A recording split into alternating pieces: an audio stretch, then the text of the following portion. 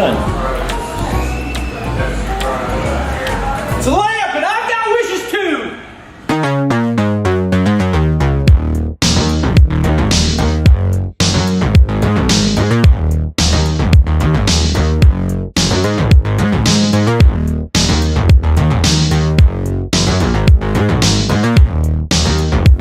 What is going on, everybody? Welcome to Tavern Talk. My name is Philip, and joining me once again this week, Mr. Dana Rogers. What's up, everybody? Yeah, glad to have you back, buddy. I don't know why I did that. Here. Yeah, thanks. You haven't returned my calls in a while, so I just showed up to the theater. Unfortunately, you were in need. Oh, well, you know, no one else wanted to see Aladdin, so I'm glad you're here too. It was a whole new world for sure. Anyway, so yeah, no, this week we're talking about Aladdin. It stars Will Smith, obviously, as the genie. Following in the footsteps of Robin Williams. Everybody's a little hesitant about that. Everybody's a little hesitant about Guy Ritchie, the director of such family films as Snatch and Lock, Stock, and Two Smoking Barrels. And the Sherlock Holmes movies. He made the Sherlock Holmes movies. Right, you could watch those at like 14 or 15. Yeah, that's fine. And then you have Naomi Scott, who you might recognize from the recent Power Rangers movie. She played the Pink Ranger. And Mina Moussaad, he's a newcomer, but I think they definitely cast him for his dancing and singing skills. Right. As Aladdin, and Naomi Scott as Jasmine. But we're kind of jumping ahead here. This week we're talking about Aladdin. Thanks for joining us. Initial reaction, Dana, what'd you think? I thought it was a lot better than what we initially thought based off the first couple of trailers. I really enjoyed it. Like, I'm excited to take my 6-year-old, and I'm excited to take my wife. Yeah. It'll be a little bit nostalgic. What'd you think? I'm excited to say, it's not as bad as you probably think it was going to be, because and maybe it is like our sense of expectation playing into it, because like everything we saw just got crapped on constantly for this movie. Like everything, the look of Will Smith's genie, and then the trailer, and there are parts in the movie, like my issue with the trailer was it looked very staged, and it looked very like phony. Like, this is supposed to be a live action movie. It's a Guy Ritchie movie. I expected a little grittiness because it's about this thief in the streets of Agrabah, and it's like, oh, that part Ritchie could latch onto and like play into his strengths, with his like, gangster-like films that made him a name in the first place. And so I was like, it just looks too clean, too polished. But there are moments like that in the actual movie, and there are parts that are like a little too reliant on the CGI that make it look like not the I don't even know what the budget is on this thing, but I have to imagine it's like I assume they don't 200. have a budget. That's true. But there are parts where it's like, that should have looked a little better, or it should have been more inventive here. But overall, like as a cohesive movie experience, I enjoyed it way more than I expected to. Yeah, I would even go as far to say as I was afraid I wasn't going to enjoy it. Oh, yeah. I was like, we're going to see it. I'll judge this for my kids, and I enjoyed it a lot. Yeah, no, it was fun. It was a good time. Yeah. I think they did try to add things to the original animated storyline, and some of it worked. I liked some of the context they provided the characters. Some of the reasons they gave for like why parents weren't around, or how they get from one point to the next was made more logical in this. Even the development of the love story between Jasmine and Aladdin was a little more developed, which was nice and necessary. But then again, it was like they padded it maybe a little too much. Did you think it was? I mean, for me, it was like a little overlong, especially for maybe a 6-year-old or 5-6-year-old. So I thought the pacing. So we're sitting there in the film, and I think the pacing's going really fast, and I'm thinking, oh, we're really picking up speed here. This is progressive. Then I remembered, like, this is directed for kids. You've got to keep some pacing up. But you're right. And then we get to probably the third act, and it just gets drawn out. Yeah, it's definitely the second half of the movie. Yes, like you've paced, and then you're like, hey, if this is the original, we've got about 15 minutes left. And we had like 45 minutes. Right, exactly. So yes, that did get.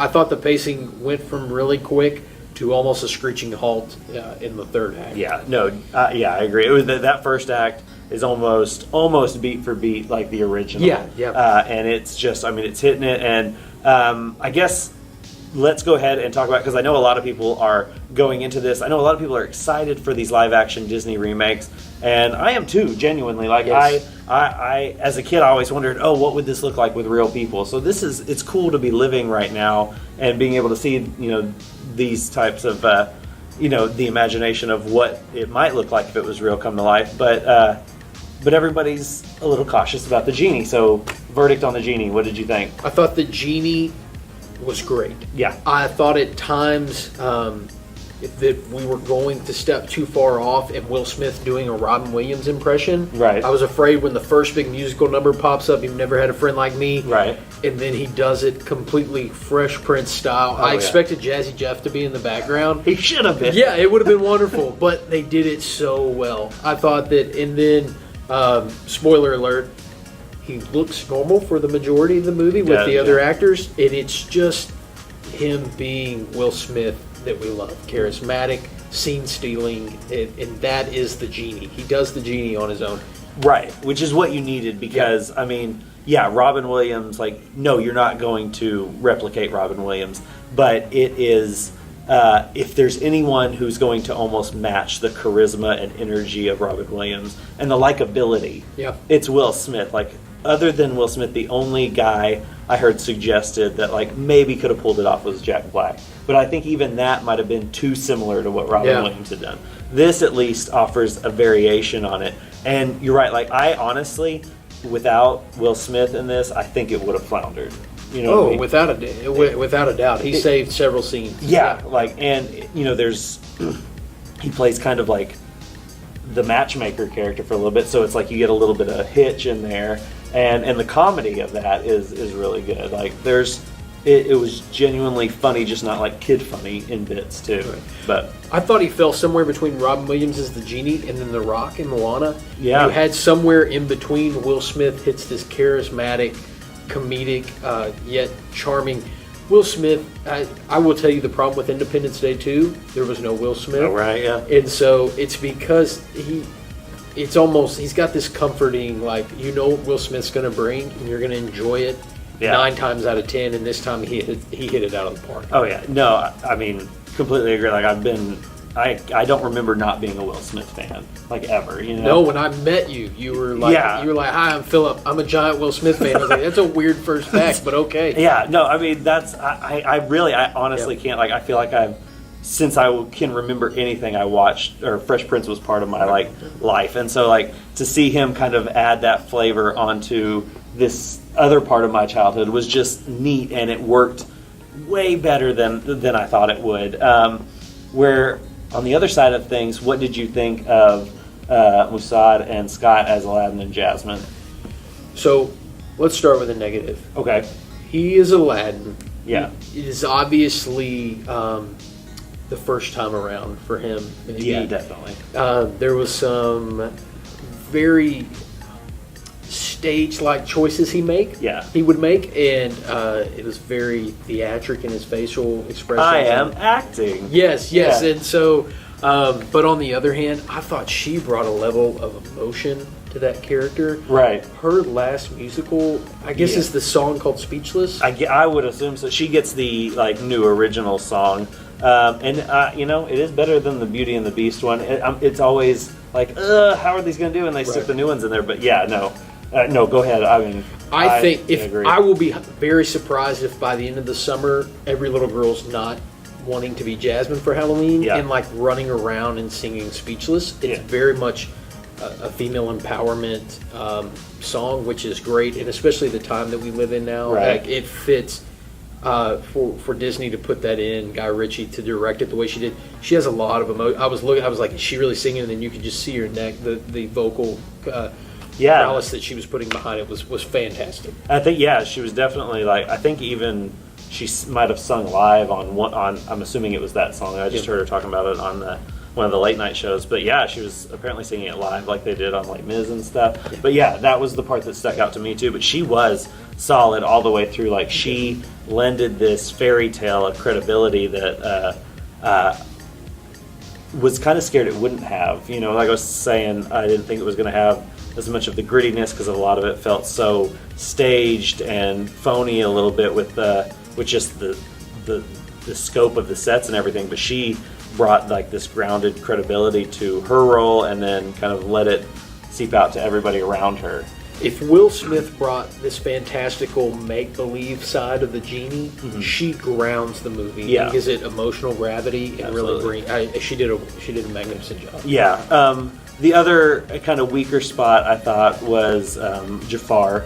And I don't know a lot about, his name is Marwan Kenzari, I think. Yeah, and I don't know if I've seen him in anything before. I haven't looked, but and he's fine. Like, he's serviceable, but I don't think as a villain he is as memorable as he should be.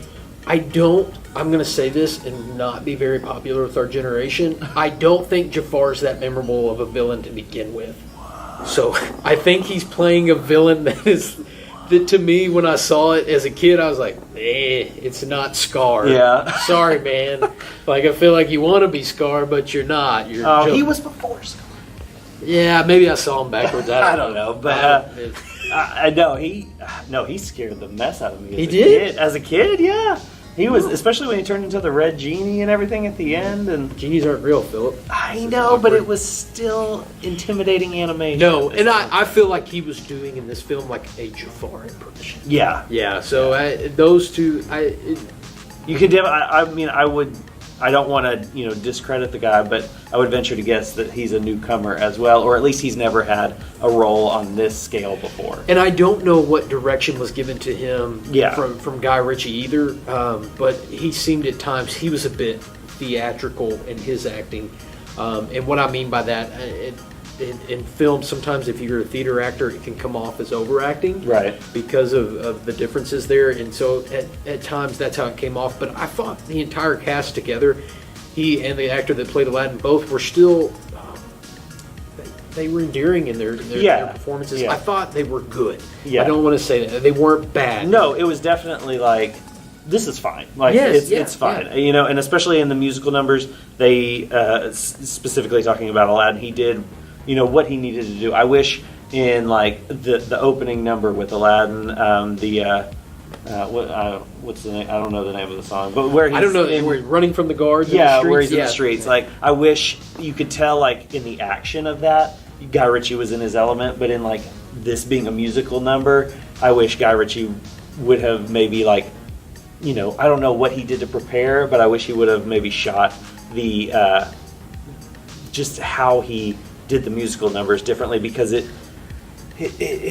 tended to not be on the characters when they were singing certain lines, and it felt like that should have been close-ups. Or I did appreciate that he did a lot of the like specific calls to like the voices the genie was doing, and would being in certain outfits and things like that. And I was afraid that Friend Like Me was going to be like the Beauty and the Beast one, the Be Our Guest, where it was just overly CGI, but it didn't feel that way, so I was thankful for that. I think we should also mention Nasim Pedrad, who is the handmaiden for Jasmine, and some pretty strong comic relief. Yeah, she's a favorite at our house. We're big New Girl fans, and my wife and I, and she's probably my favorite character on that show. And so I thought she's hilarious in this, and her interactions with Will Smith, their chemistry was great. Yeah, I do want to argue with you on Guy Ritchie's direction. I thought during that final one, when the characters are fading away and he slows the motion down, it was very Sherlock Holmes Guy Ritchie. Yeah.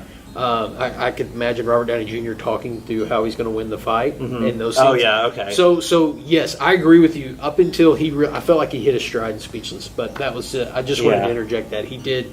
I thought that maybe that was the one musical number that really stood out. I thought that and A Friend Like Me were good, but the rest, I'm with you. The market scene needed some work. So. Yeah, and Prince Ali was good, but it was like they released that clip and it was a little rough, but it turns out a lot better in the final finished product. It's Will Smith being Will Smith, and charismatic as he can be in that scene. It was wonderful. Yeah, no. So Aladdin, a lot better than we thought it was going to be. But yes, surprise. As you know, 5 stars. What would you give it?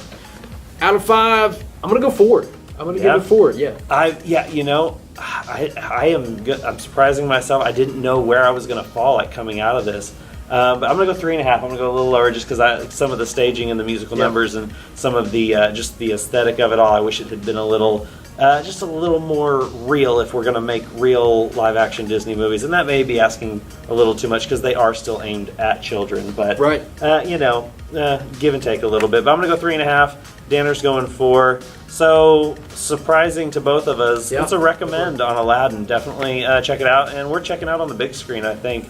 And if you're going to go to see Aladdin on a big screen, you might as well come to the Movie Tavern because you can sit back, recline, get a good meal, get some good snacks, get some good drinks, all that good stuff, and enjoy food and a movie. There's nothing better than that. So check out the Movie Tavern. Check out Tavern Talk by Initial Reaction on YouTube. Subscribe, hit the notifications, all that good stuff, because every week we come back with a new review of the biggest release. So thanks for checking us out. We'll see you next week. We love you, Chuck.